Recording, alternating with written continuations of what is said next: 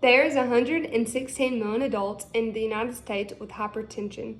My name is Emily Peak, and I'm going to show you how to get a manual blood pressure. You will need a stethoscope and a blood pressure cuff with a gauge and a bulb. You can find these normally at any local pharmacy. So to start with, you're going to get your blood pressure cuff, and you're going to look at it, and where it reads artery with an arrow, you're going to place it right above the bend of the elbow. So you're going to get the person you're getting the blood pressure on, you're going to get their arm, and you're going to take your blood pressure cuff, and you're going to place that right above there, like I said, right there. And you're going to put the blood pressure cuff on pretty snug, because if it's not snug enough, then it will not read right.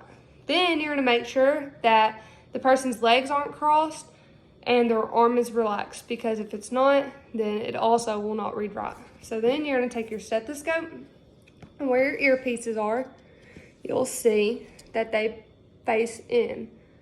And you're going to make sure the earpieces are facing towards your nose to make sure you don't have your stethoscope on the wrong way.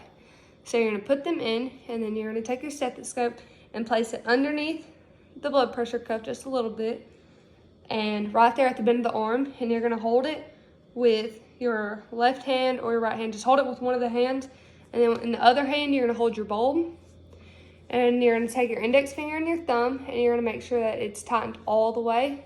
If it's not, you'll hear air coming out, as you can hear.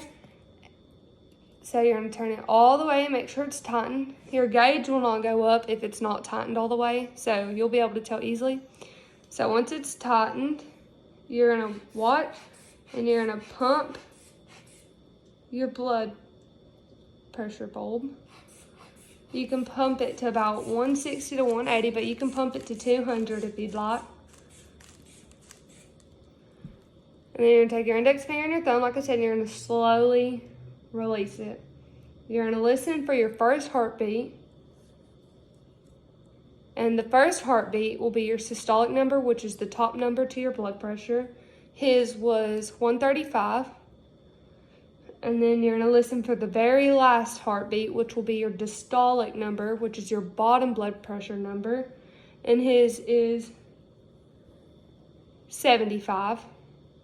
Once you get both, you can release it all the way.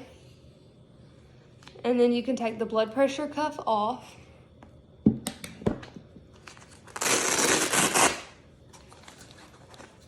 The average blood pressure rate runs from 120 to 60.